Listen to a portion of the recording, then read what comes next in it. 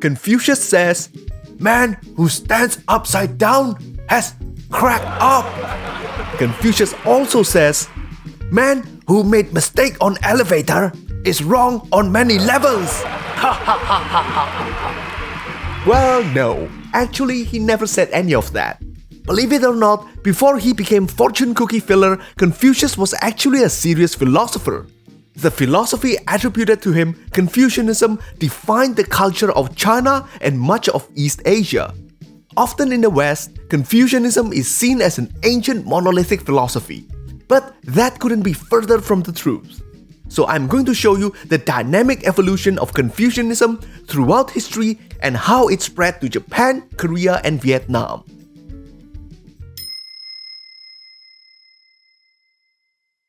The philosophy known in the West as Confucianism is a misnomer. In China and the rest of Asia, this philosophy is known as the School of Ru or Rujia. Ru means scholar, so it really means scholarism. The name Confucianism stuck because the first person to translate Rujia text into a European language, Latin, was a Jesuit missionary named Matteo Ricci. Since Confucius is a very important figure in this philosophy, it is easy to understand why he would call it Confucianism. But that name can be very deceptive, because it suggests that he invented the philosophy. In reality, even Confucius himself admitted that he did not invent anything. He is just the transmitter of the ancient moral traditions of China, especially the traditions of the kings and dukes of the early Zhou dynasty. So here is the context. Before China was reunified into an empire by Qin Shi Huang, the first emperor of China, there were three ancient successive dynasties: Xia, Shang, and Zhou. Confucius, or as he's known in China, Kongzi, was born in the 6th century before Common Era, right in the middle of the Zhou dynasty. But it is still 500 years after the reign of his role models, King Wen, King Wu, and the Duke of Zhou. The Zhou dynasty kings granted fiefdom to their relatives and loyal ministers. As they expand outwards, incorporating more people from other tribes, and as time passed, their customs and traditions started to diverge. The authority of the Zhou kings also started to wane, as the dukes started to fight wars among themselves to expand their territory. So what Confucius was trying to do was to re-establish the values of the ancient sages so that they can return to what he considered to be the utopian society of the early Zhou dynasty and prior. Much of the rituals and the code of ethics he advocated for were actually created 500 years before his time by the Duke of Zhou. So we can kinda consider him to be a conservative of the ancient Zhou values. His other role models were the legendary kings Yao and Sun, who reigned before the Xia dynasty. Yao did not pass his throne to his descendants, but to Sun, someone who was proven to be more competent than him after completing a battery of tests. So this fable serves as a model for his ideal of a meritocratic, humanistic government. But his ideas weren't that popular during his lifetime. At that period, there were many other schools of thought competing for influence. They were collectively called the 100 Schools of Thought. So the rulers of the states have plenty of other philosophies to choose from. Besides, why would anyone in a feudal warfare period adopt a humanistic philosophy? How are you supposed to win wars with that? Even though Confucius did not succeed, he did establish a successful academy, where he trained many talented disciples who became important officials who continued his legacy.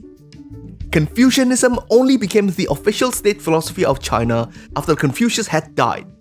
Long after China was unified by Qin Shi Huang during the peaceful era of the Han dynasty, a Confucian scholar's essay won over the emperor, Han Wudi, and he made Confucian text the official subject for all imperial examinations to come. But by this time, Confucianism itself had already changed. Mengzi, or as he is known in the West, Mencius, was the 4th generation disciple of Confucius. He incorporated some Taoist ideas and advanced the belief that humans are by nature good, but they need to cultivate themselves and be in the right environment to flourish. Also, A ruler's position can only be justified by his benevolence to the people.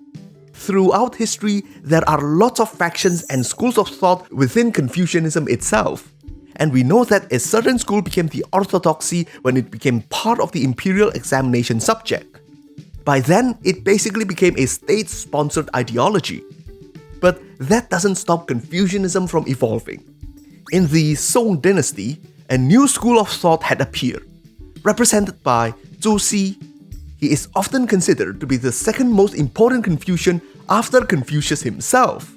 He was fed up with scholars memorizing classical texts just to pass the exams and not understanding the real meaning behind them. So his school of rational Confucianism emphasizes on the investigation into the nature of things, instead of just relying on written knowledge. He had essentially developed a proto-scientific approach towards knowledge acquisition. But of course, much of his framework was still based on traditional Chinese metaphysical worldview, such as qi, yin-yang, and the five elements. He also borrowed concepts from Buddhism, a relatively new philosophy at the time, imported from India. But he didn't want to admit it. In the Ming dynasty, a new school of Confucianism was developed and became the mainstream, the School of Heart, and its representative figure was Wang Yangming. It is sometimes called the School of Mind in the West, and it is a fair translation because in ancient China, they used to think that feelings and thought comes from the heart instead of the head. They overturned the rational principles of Zhu Xi and argued that ultimate knowledge can only come from within one's own mind, and it is paramount to align your action to your knowledge. This Song-Ming Confucianism is called Neo-Confucianism in the West, but I don't think that it is actually the best name for it. Neo means new, and it can't really be new if those ideas are almost 1,000 years old now, isn't it? Besides, it doesn't take into account the constant evolution of Confucianism past the Ming dynasty. Qing dynasty Confucianism rejected the Song-Ming metaphysical-based Confucianism and moved towards evidential research. The school of thought was called Han Learning, and it emphasizes on the understanding of the Confucian text through philological and historical context.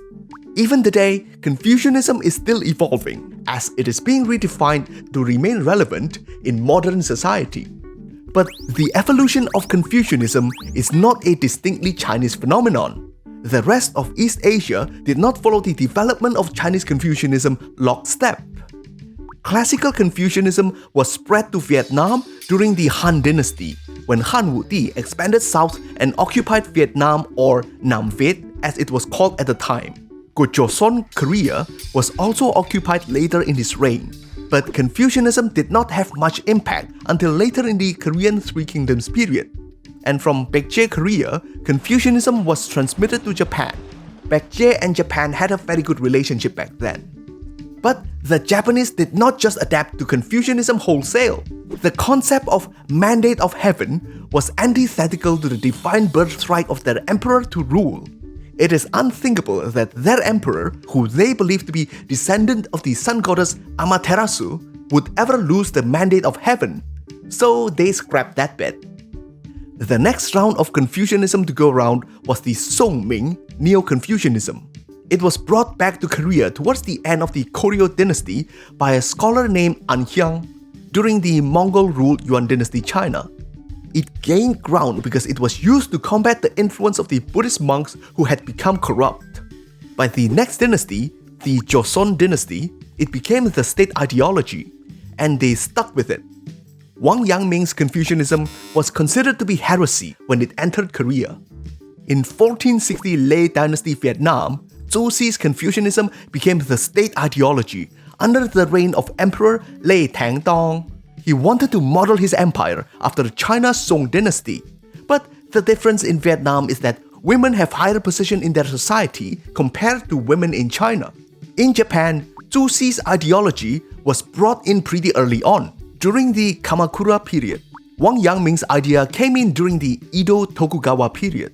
However, they were mostly confined in the intellectual discourses of the Buddhist monks and some intellectuals.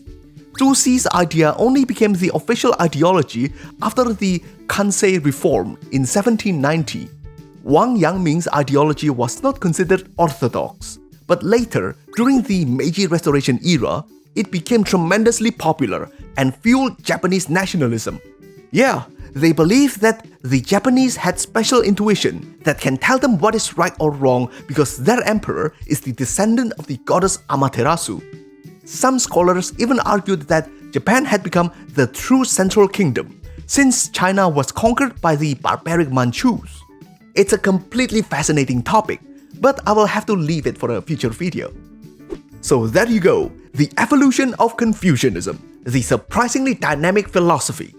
Having already survived for over 2,000 years, I don't think that we have even seen its final form yet. I'm betting that this philosophy will survive far into the future. But what will it look like then? Nobody really knows. But what do you think? Do you think that we will be seeing a new form of Confucianism in the future? Or is it time to drop this antiquated idea? Comment below. As always, give the video a thumbs up if you liked it, and if you like history from Asia and other parts of the world, then you should subscribe because we release a video at least once a week. You can help the channel by sharing the videos. Until next time, stay cool, my bros.